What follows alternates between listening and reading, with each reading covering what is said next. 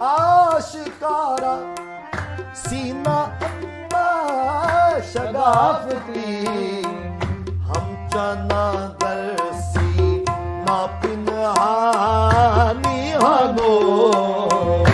नवाए वक्त में लिखते थे वो, और नवाए वक्त की शायद उस वक्त सादी साहब है हमारे दोस्त नवाए वक्त में, वो कहते थे कि जब उनका मजमून छपता है उस दिन अखबार हमें ज़्यादा छापना पड़ता है नवाए वक्त। यहाँ तक कि फैज साहब और दूसरे जो बड़े बड़े दानिशवर थे बड़े सगीर के, जब उनकी महफिल बैठते थे तो वो हैरान रह जाते थे। तो एक दफ़ा मुझे सलीमुर रहमान जो दानिशवर है अभी भी जिंदा काफ़ी, वो कह रहे हैं कि यार हमें नहीं समझ आती कि जब ये बातचीत करते हैं या ये अपना नुक्ता नज़र बयान करते हैं तो हम ऐसे होते कि जैसे किसी को क्रोमोफार्म दे के बेहोश कर दी जाता है, ऐसे हम हो जाते हैं। हमसे कोई बात ही नहीं होती, हमसे कोई बात ही नहीं होती। तो अभी भी वो जिंदा है। तो सबसे पहले तो सब भाइयों को अस्सलाम वालेकुम। मेरा नाम अहमद अकरम है, मैं बेसिकली सियालकोट से हूँ और आईटी की फील्ड से ताल्लुक़ है। आप नौजवान हैं, माइंड ना कीजिएगा, अगर आप खड़े हो जाएंगे तो सब जी जी जी जी। अच्छा, सवाल मेरा ये है कि जो मेरा अपनी फील्ड से, क्योंकि वो आपने शुरू में जो क्लिप चलाया था हज़रत वासिफ अली वासिफ साहब का, उसमें उन्होंने प्रोफेशनल लाइफ के हवाले से बात की है। तो मेरा यही है कि कोई चीज़ अगर लाइफ में करने जा रहे हैं, जिस तरह मेरी फील्ड है उसमें स्किल्स को इन्हांस करना चाह रहे हैं, मुझे ये लगता है कि मैं कर सकता हूँ, लेकिन उसके बावजूद भी कुछ चीज़ें एग्जीक्यूट नहीं हो पाती। तो उसके अंदर वो एक बेचैनी रहती है तबीयत में, और वो तलाश करता रहता हूँ, पढ़ता रहता हूँ, लेकिन चीज़ें एग्जीक्यूट नहीं हो पाती। तो इसके बारे में अगर कुछ आप थोड़ा सा रहनुमाई फरमा दें। एक महफिल में काफी लोग आते थे, कुछ लेमैन होते थे और कुछ कमिटेड होते थे, और कुछ ऐसे होते थे जिनसे आप कमिटेड होते थे। तो जिनसे आप कमिटेड होते थे ना, आप उनका दूसरे महफिल में जाना पसंद नहीं फरमाते थे। जी, आखिर में सिर्फ मैं आपसे कहूँगा कि 5 मिनट में, क्योंकि हम में और आप में सबसे बड़ा फ़र्क ये है कि आपने वासिफ साहब को उनके ऐन आलम शबाब में देखा। तो मैं चाहता हूँ सिर्फ जो है, जो आपने कहा है, आँखें जहाँ अपने आँखों से जो देखा नज़ारा, वो सिर्फ उनके हुस्न जमाल पे ज़रा कुछ चंद लफ्ज़ के।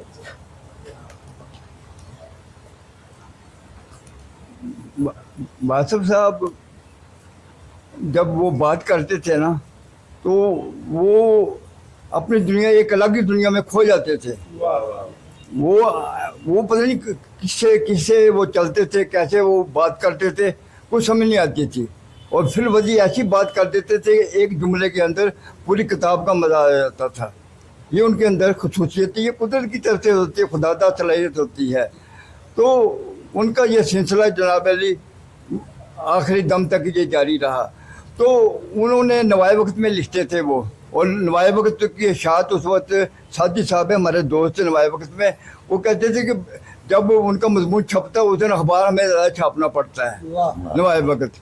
तो वो नवाए वक्त में लिखते थे, तो उनकी बेशुमार कारी थे जो उनको पढ़ते थे। माजर चाहता हूँ थोड़ा सा हुस्न जमाल की बात, उनके चेहरे पे शख्सियत की बात। उनकी शख्सियत जो थी वो इंतहाई खूबसूरत और इंतहाई वो वजद के आलम में, जैसे होता है ना इंसान मजसूब होता है, जो वजद के आलम में होता है।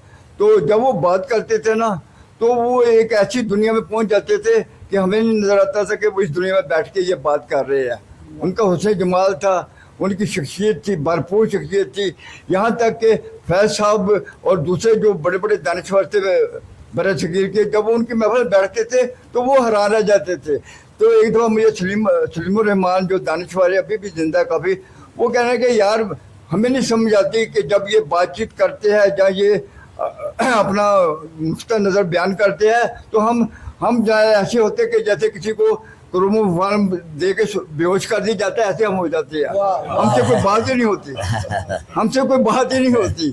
तो अभी भी वो जिंदा है। तो लेकिन आज मुझे ये खुशी है कि अली भाई ने ये महफिल चला रहे हैं ये, और ये सिलसिला इंशाअल्लाह ताला क़यामत तक जारी रहेगा जब तक ज़िंदगी है। तो ये इर्तिकाई अमल है, और ये इर्तिकाई अमल हमेशा जारी रहता है। आज इनकी सूरत में मौजूद है, अली भाई की सूरत में ये सारे दोस्त आए हुए हैं। तो ये दरवेश का एक अपना मकाम होता है। तो एक शेर पे मैं बात ख़त्म करता हूँ, क्या हुस्न ने समझा है, क्या इश्क ने जाना है, हम खाक नशीनों की ठोकर में ज़माना है। सुभान अल्लाह। वो वाला शेर जो पहले शेर पढ़ा था आपने, अक्ल वाला, इस इश्क दी बस्ती विच असा अपना आप लुटा बैठे, इस इश्क दी बस्ती विच असा अपना आप लुटा बैठे, अक्ल भी जिथे दखल दे नहीं सकती, असी उत्थे अखियां ला बैठे।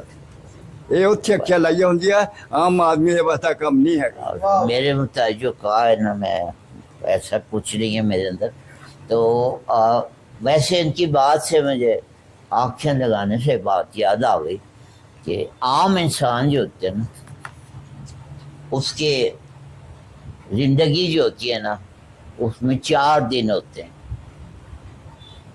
हर इंसान की ज़िंदगी, जिसकी जो 120 साल का भी है, उससे आप पूछें कि कितने दिन हुए हैं भाई, तो कहेगा जी 4 दिन ही हुए।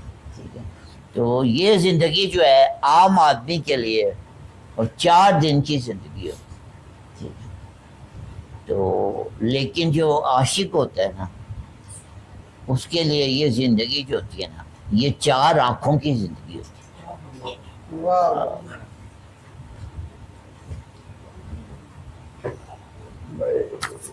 एक बात याद आ गई मुझे उनकी, और वो मुनाफिकत से बेहद गुस्से में आ जाते थे। वो कहते आदमी को मुनाफिक नहीं होना चाहिए। कह रहा जितना नुकसान इस्लाम में मुनाफिकों ने पहुँचाया है, मुनाफिक मुसलमानों ने, इतना किसी ने नहीं पहुँचाया। और मुनाफिकत पे उनको बड़ा गुस्सा आ जाता था। वो कहते जैसे इंसान जैसा है वैसा उसको बयान कर देना चाहिए, जैसा इंसान है उसको वैसा होना चाहिए। मुनाफिक, जब मैं उनको कहता था कि मैं कम्युनिस्ट तो बड़े खुश होते थे, क्या यार तुम मुनाफिक नहीं हो। मैं आज तक भी यही कहता हूँ, अल्लाह कहता हूँ मैं जो हूँ वो हूँ। तो वो मुनाफिकत को बहुत ही बुरा समझते थे ज़िंदगी में। तो कहते ये मुनाफिक इंसान को नहीं होना चाहिए, जो है और जैसे है वैसे ही होना चाहिए उनको। उन्होंने कहा, मैं 2 किताबें उनकी ज़िंदगी में आई, उन्होंने कहा मैं ये दोनों किताबें, ये मज़ामीन दे रहा हूँ, इसके अंदर पुराने चिराग है और इसके अंदर नई रोशनी तलाश करें, ये आपका काम है। वो पुराने चिराग दे दिए उन्होंने, ये पुराने चिराग है, इसके अंदर नई रोशनी आप तलाश करें। सबसे पहले तो सब भाइयों को अस्सलाम वालेकुम। मेरा नाम अहमद अकरम है, मैं बेसिकली सियालकोट से हूँ और आईटी की फील्ड से ताल्लुक़ है। आप नौजवान हैं, माइंड ना कीजिएगा, अगर आप खड़े हो जाएंगे तो सब जी जी जी जी। अच्छा, सवाल मेरा ये है कि जो मेरा अपनी फील्ड से, क्योंकि वो आपने शुरू में जो क्लिप चलाया था हज़रत वासिफ अली वासिफ साहब का, उसमें उन्होंने प्रोफेशनल लाइफ के हवाले से बात की है। तो मेरा यही है कि कोई चीज़ अगर लाइफ में करने जा रहे हैं, जिस तरह मेरी फील्ड है उसमें स्किल्स को इन्हांस करना चाह रहे हैं, मुझे ये लगता है कि मैं कर सकता हूँ, लेकिन उसके बावजूद भी कुछ चीज़ें एग्जीक्यूट नहीं हो पाती। तो उसके अंदर वो एक बेचैनी रहती है तबीयत में, और वो तलाश करता रहता हूँ, पढ़ता रहता हूँ, लेकिन चीज़ें एग्जीक्यूट नहीं हो पाती। तो इसके बारे में अगर कुछ आप थोड़ा सा रहनुमाई फरमा दें। ये वही बात है कि जो पहला सवाल हुआ था कि मजबूरी जो है और इख्तियार जो है वो क्या है। अगर आप पीछे क्यों चले गए भैया, कोई सामने आ जाएंगे। जमीर भाई, हाँ जी, मैं थोड़ा सा बता दूं, जैसे तनवीर साहब को एक एजाज़ हासिल है कि उन्होंने वासिफ साहब को देखा है, और जमीर भाई को ये एजाज़ हासिल है और ये रहेगा कि मुझे वासिफ साहब के पास ले जाने वाले ये जमीर भाई। बंदा है जमीर सैन मेरा नाम। तो इनकी आला ज़र्फ़ी है, इन्होंने जो मेरे बारे में कलमात फरमाए, असल में हकीकत ये थी कि इन्होंने वासिफ साहब के पास इन्होंने वासिफ बाबा हुज़ूर से मिला था।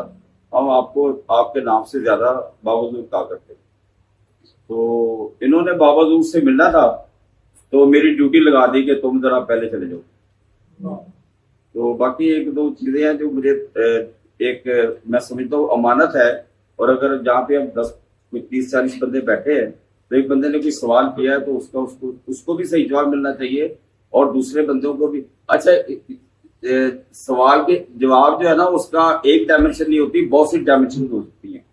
اس کا مطلب یہ نہیں کہ جو پہلے بات کہی گئی ہے وہ مناسب نہیں ہے.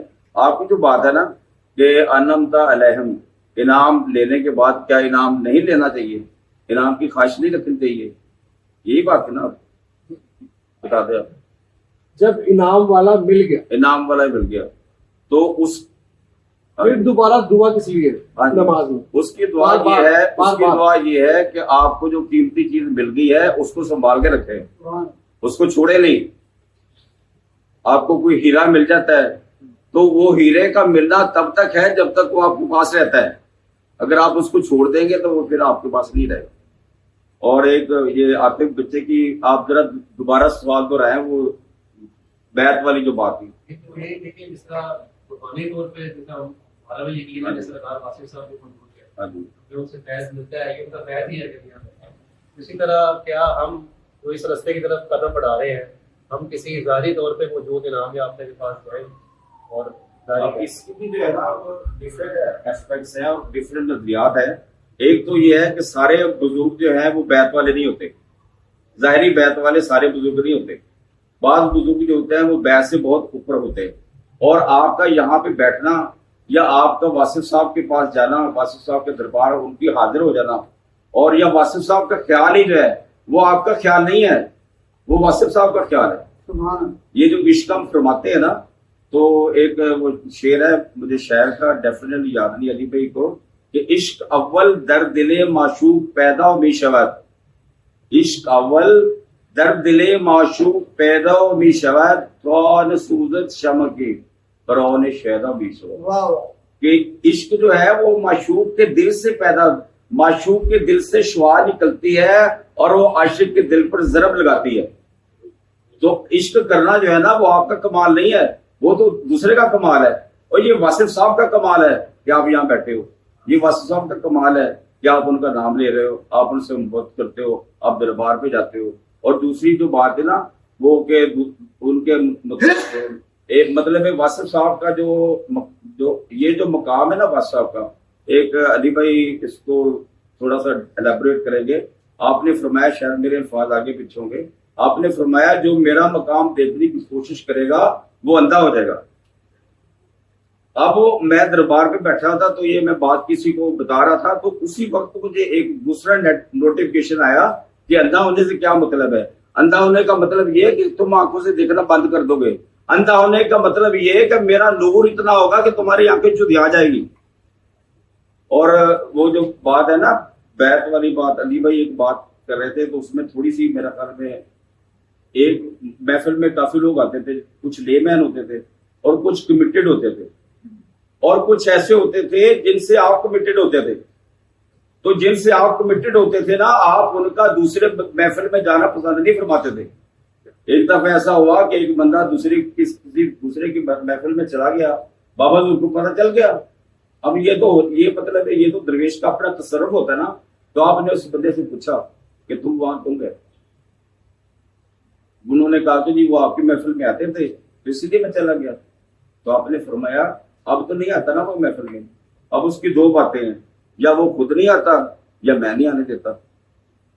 تو اس طرح سے بہت شکریہ. اور کچھ اس میں اگر گراہ گزرا ہو تو اس کی میں معذرت چاہتا ہوں. اب آپ کے اس کی طرف آتا ہوں میں. اور دیکھیں، اگر انسان جو سوچتا ہے وہ سارا ایگزیکیوٹ کر لے تو وہ تو پھر اپنے آپ کو پرفیکٹ سمجھنے لگے. تو پرفیکٹ سمجھنے سے بڑی خامی کوئی نہیں ہے. تو یہ انسان کی سب سے بڑی خوبی یہ ہے کہ اس کے اندر خامی اللہ نے رکھی. کسی انسان کو پرفیکٹ نہیں بنایا. تو یہ پرفیکشن کی کوشش کرنی چاہیے، لیکن کبھی بھی یہ نہیں سمجھنا چاہیے کہ انسان ہوتے ہوئے پرفیکشن تک پہنچے. انسان پہ اس کا کمال یہی ہے کہ وہ انسان رہے، اور انسان اسی کو کہتے ہیں جو غلطیاں کرتے ہیں. کبھی پرفیکٹ نہیں، پرفیکٹ فرشتے ہوتے ہیں، ٹھیک ہے نا، انسان ان سے آگے. تو یہ پھر کبھی بات ہوگی کہ اور وہ پرفیکٹ ہو کے بھی پیچھے ہیں اور ہم کمزور ہو کے بھی آ گئے، یہ کیا بات ہے، یہ بھی ایک بات ہے. لیکن بہرحال انسان کی سب سے بڑی غلطی تو اس نے یہ کی ہے کہ وہ انسان ہے، ٹھیک ہے. اس سے بڑی اس نے غلطی کیا کر، ٹھیک ہے، انسان ہو کے اس نے غلطی کر دی، ٹھیک ہے نا. تو اب وہ غلطیاں جو ہے وہ ہوتی جائیں گی. تو ایک کتاب ہے، آپ نے شاید پڑھی، آپ نے بھی پڑھی ہو شاید، وہ بڑی بیسٹ سیلر کتاب تھی، 7 habits of most successful people, ٹھیک ہے نا. آپ نے پڑھی جی؟ آپ نے پڑھی، بڑی زبردست کتاب ہے. اس بندے نے ریسرچ کی ہے دنیا کے کامیاب ترین جو انسان ہیں ان کی، اس نے ساری ان کے انٹرویوز کیے ہیں، اور ان انٹرویوز میں سے اس نے 7 پوائنٹ ایسے نکالے ہیں جو ان سب میں کامن تھے. اور وہ ان میں سے ایک پوائنٹ یہ ہے کہ ان کی، اس نے کہا جی ان کی ڈکشنری میں مسٹیک کا لفظ ہی نہیں ہوتا. وہ اس کو مسٹیک نہیں کہتے، وہ مس کیلکولیشن کہہ لیتے ہیں، ٹھیک ہے جی، مس ججمنٹ کہہ لیتے ہیں، تو اس کو مسٹیک نہیں کہتے. تو جو مسٹیک سے بندہ گھبرا جائے نا وہ پھر کامیاب نہیں ہو سکتا. وہ ان میں سے ایک بندے نے کہا کہ جی جب مجھ سے ایک غلطی ہوتی ہے تو میں when I commit a mistake I go out and commit another. ایک غلطی ہو جاتی ہے تو میں جاتا ہوں دوسری کار آتا. تو ایک بڑا کامیاب بزنس مین تھا، اس کا بھی انٹرویو ہوا تو اس نے پوچھا سوال کہ جی آپ اتنے کامیاب ہیں تو آپ نے بڑے اچھے فیصلے کیے ہوں گے. اس نے کہا کہ 99% of my decisions were wrong, 99% غلط تھے، لیکن میں نے ان سے سیکھا اور سیکھ کے میں آگے چلا تو میں کامیاب. ٹھیک ہے، انسان جو ہے وہ غلطی ضرور کرے گا. جو بچہ سائیکل چلانا سیکھنا 99 چاہے اور ساتھ یہ بھی چاہے کہ گرے نا، تو ایسا نہیں ہوتا، گرنا ضرور ہے. ٹھیک ہے، تو یہ اس سے نہ گھبرانا نہیں چاہیے.